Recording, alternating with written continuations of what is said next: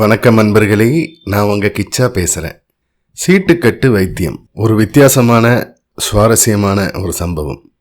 வயோதிகர் ஒருத்தருக்கு பாரிசவாயு வலதுபுறம் முழுசாக செயல்படாமல் போயிடுது.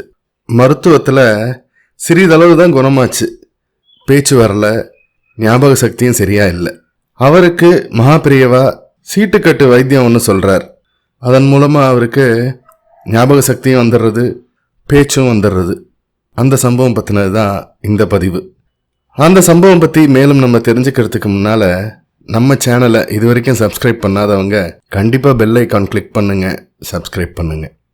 அந்த வயோதிகரோட மனைவி ஒரு நாள் மகாபிரியவா தரிசனத்துக்கு வரா.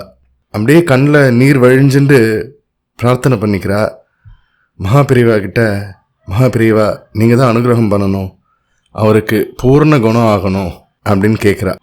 மகாபிரியவா ஒரு நிமிஷம் மௌனமாக இருந்தார். அதுக்கப்புறமா அந்த அம்மாட்ட, உன் ஆத்துக்காரருக்கு உடம்பு குணமானன்னா என்ன சொன்னாலும் செய்வியா அப்படின்னு கேட்குறார் மகாபிரியவா. அந்த அம்மாவும் என்ன செலவானாலும் பரவாயில்ல அப்படின்றா.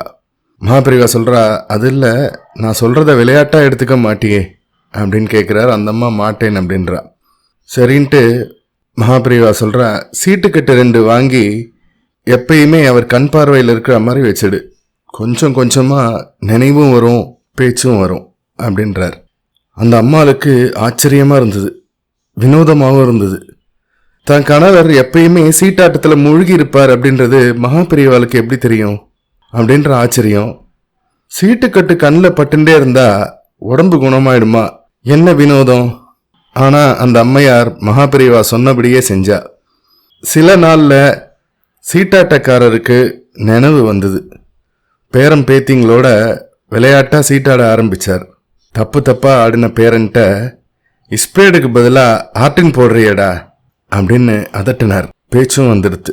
மகாபிரியவா சொன்னது வீட்டு வைத்தியமா சீட்டு வைத்தியமா என்னவோ தெரியல. துருப்பு மகாபிரியவா கையில் தானே எப்பயுமே இருக்கு. ஜெய ஜெய சங்கர ஹர ஹர சங்கர.